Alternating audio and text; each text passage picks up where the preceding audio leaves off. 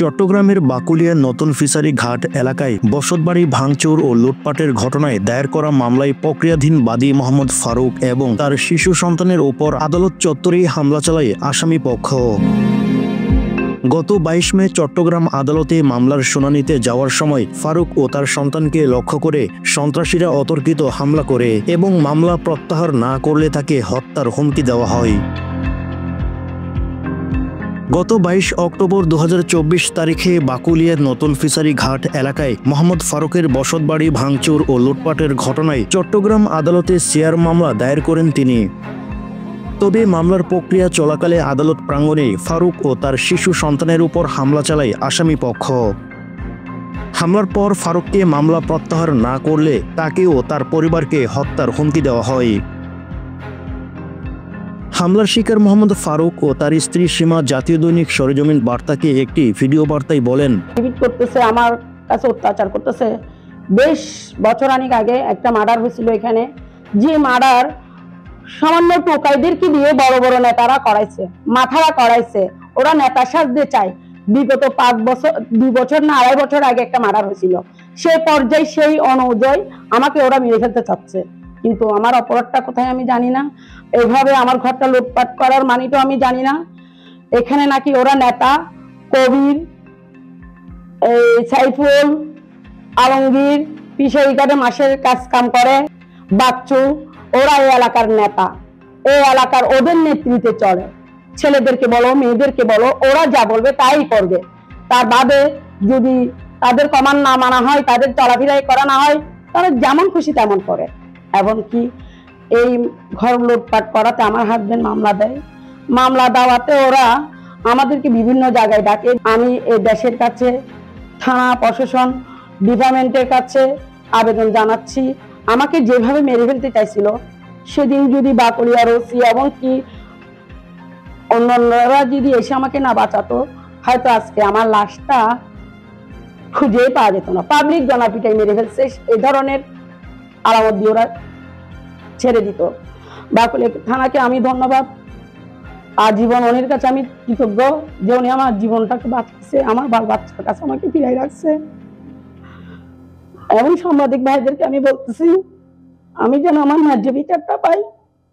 ওরা যেমন খুশি তেমন করবে, দেশে কি আইন আদালত নাই? আমি সত্যটা চাই, আমার মিথ্যে কোনো কিছু প্রয়োজন নাই। ওরা কেন আমার ঘরগুলো এভাবে লুটপাট করছে? আমার সম্পূর্ণ মালামাল, আমার ঘরের ট্রেন, কিছু বলতে কিছু রাখে নেই ওরা। আমি আপনাদের কাছে বিচার চাই। আমি কোর্টে মামলা করছি, ওই হুমকিতে আমার হাজবেন্ডকে যখন তখন ওরা লাগায় কোর্ট বিল্ডিং এর উপরে। কোর্ট বিল্ডিং ওরা আমার হাজবেন্ডকে মারতে ধরছে। আদালত যেখানে বিচার হয়, যেখানে হাজারো মানুষ নিঃশ্বাস ফেলায়, ওই জায়গাটা আমার হাজবেন্ডকে মেরে ফেলতে ধরছে। তার জন্য আমি আপনাদের কাছে এবং আইন আদালতের কাছে, সবার কাছে আমি আমার ন্যায্য বিচারটা যেন পাই। ওরা কেন আমার ঘরটাকে এইভাবে লুটপাট করলো? আমার অপরাধটা কোথায়? এবং বিভিন্ন সময় আমার মান সম্মান নিয়ে ওরা টানাটানি করে, বাজে কথা বলার থাকে। যখন যা বলে এগুলো শোনার মতন না, বলার মতন না। আমি কোর্টকে জানাতে চাই, এই দেশে যেন ন্যায্য বিচার পাই। আমি এলাকার মেয়ে, চিটাঙে নিয়ে আমার জন্মস্থান এখানে, আমার বাড়ি ঘর এখানে, আমি কোথায় যাব ওদের অত্যাচারে? আমি মোহাম্মদ ওমর ফারুক, পেশাগত আমি ড্রাইভার, ব্যবসা বাণিজ্য করি। বেড়া মার্কেট কিছু জায়গা নিয়ে অল্প কিছু ঘর বানছি। এলাকার কিছু সন্ত্রাসী এবং কিশোরী মিলে দীর্ঘদিন ধরে আমাকে হুমকি দিতেছে যে কিছু টাকা পয়সা দাও, নাহলে এই জায়গাটা ছেড়ে দাও। আমি এটা নিয়ে এত বেশি গুরুত্ব দিই না। সবার এখানে মান্যগণ্য প্রতিনিধি যারা আছে, যেমন কবির, প্রতিনিধি নেতা, এরকম ধরে কয়েকজন আছে, আলমগীর, আপনার সাইফুল, এদের কয়েকজনের সাথে ভালো ভালো আলোচনা করি। ওরা বলতে ঠিক আছে, আমরা দেখতেছি, দেখে এটা সমাধান করতেছি। আচ্ছা, এরকম করে অনেকদিন পরে হঠাৎ অতর্কভাবে আমাকে হামলা দিচ্ছে। হামলা দেওয়ার পরে আমার বাচ্চা ছিল, বাচ্চাটা নিয়ে আমি পলাইছি। আমার ঘর দুয়ার এগুলো সবকিছু ভেঙে চুরে লুটপাট করে নিয়ে গেছে। এখন এটা নিয়ে আমি একটা মামলা করছি। এই 20 তারিখ 21 তারিখের মধ্যে একটা মামলা করছে, একটা ওয়ারেন্ট দিয়ে দিয়েছে ওদের নামে। ওরা কয়েকজন অ্যারেস্ট হওয়ার পরে ওদেরকে কোর্টে চালান দিয়েছে। আমি ওই দিন গেছি, যাওয়ার পর আমি আমার বাচ্চা অতর্কভাবে কোর্টে এবং কোর্ট লকআপের সামনে আমাকে অতর্কভাবে হামলা করছে। বলে এদের নামে ওয়ারেন্ট আছে, তারপর আমাকে ওখানে হামলা করছে ঝড় বৃষ্টির দিন দুপুর 1:30 থেকে 2টার মধ্যে ঘটনাটা। আমার গলা টলা ছিঁড়ে ফেলছে, আমি আমার মেয়ে। এখন আমি পলাইয়া যান বাঁচানোর জন্য পরে আমার মেয়েকে নিয়ে আমি সোজা চলে গেলাম 2 নম্বর কোর্টে, চট্টগ্রাম করছি। তার ভিতরে আমাকে বিভিন্ন রকম হুমকি। এখন আমি বর্তমানে আমার বাড়ি ঘর আসতে পারতেছি না। আজকে অনেক কষ্ট বিনে ভয়ে আতঙ্ক নিয়ে আমি আসছি, এই ভিডিওটা করতেছি। এর মধ্যে আমাদেরকে পাথর মারতেছে, উপর থেকে অনেক ধরনের পাথর মারতেছে, অনেক ধরনের ইয়া করতেছে। সবাই বাইরে আছে। এদের মামলা, মূল কথা এদের মামলাটা তুলে ফেলতে হবে, না হলে বড় ধরনের একটা হামলা চালাবে। আমার শুধু একটা অনুরোধ, আমি কি বাঁচার অধিকার আমারও আছে, আমি তো মানুষ, আমি একজন বাংলাদেশের নাগরিক, আমার বাঁচার অধিকার আছে। আমার বাচ্চা 2টা মেয়ে মাদ্রাসায় পড়ে, তাদের সকালে যাই 10টা 11টার দিকে ছুটি হয়, 12টার সময় আসে না। তো আমার মেয়েদের নিরাপত্তা নাই কালামি বাজার, তাহলে এখান থেকে কালামি বাজার 5 মিনিটের পর যে কোনো মুহূর্তে একটা অ্যাক্সিডেন্ট হতে পারে। আমার নিরাপত্তার জন্য আমি আইনের কাছে যতটুকু সহযোগিতা চাই, আমাকে আইনে করছে ততটুকু করছে। আমি আইন এবং প্রশাসনকে ধন্যবাদ জানাই, যারা ঠিক টাইমে সাহায্য চাইলে সাহায্য নির্বিঘ্নে সাহায্য দেয়। তারপরে আমার একটা নিরাপত্তা আছে। আমার যদি এখন থেকে কোনো কিছু হয় বা আমার পরিবারের কোনো আঘাত আছে বিনা দোষে বিনা অপরাধে, এর জন্য সম্পূর্ণ দায় নেতা কবির। 4টা নতুন ফিশারি ঘাট বেড়া মার্কেটে নিজের স্থানীয় বাড়িঘর নেতা কবির, সাইফুল তেলের দোকানের, ফিশারি ঘাটে আলমগীর, এবং সবকিছু মাস্টার মাইন্ড আমার এই মামলার প্রধান আসামি বাচ্চু, এবং তারপরে আরেকজন আছে মাস্টার মাইন্ড নীরব, যে বিএনপি এবং আওয়ামী লীগের যৌথ বাহিনীর একটা কিশোর গ্যাংয়ের নেতা।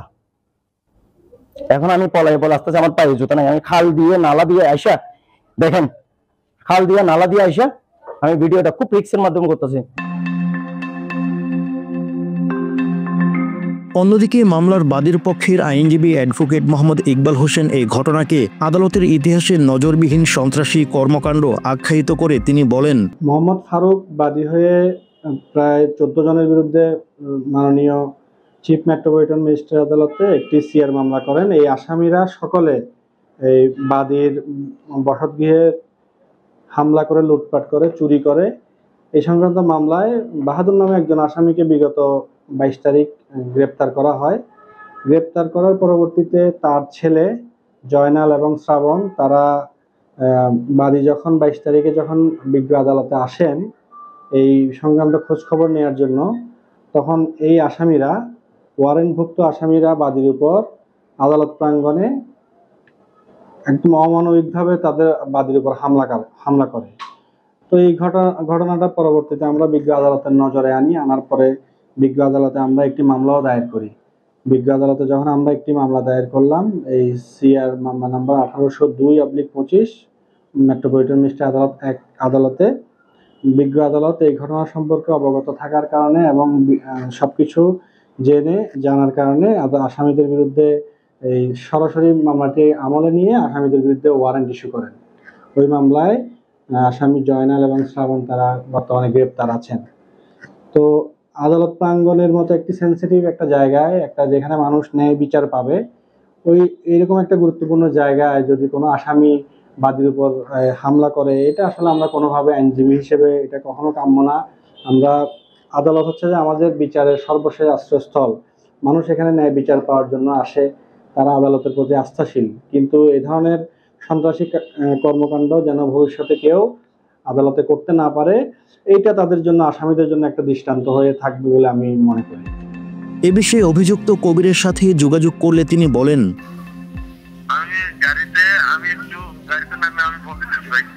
আচ্ছা ঠিক আছে, থ্যাংক ইউ। এই ঘটনায় স্থানীয় নাগরিক সমাজ ও মানবাধিকার সংগঠনগুলো গভীর উদ্বেগ প্রকাশ করে তারা আইন শৃঙ্খলা রক্ষাকারী বাহিনীর হাতে দ্রুততম সময়ে অভিযুক্তদের গ্রেপ্তার ও বিচারের দাবি জানান।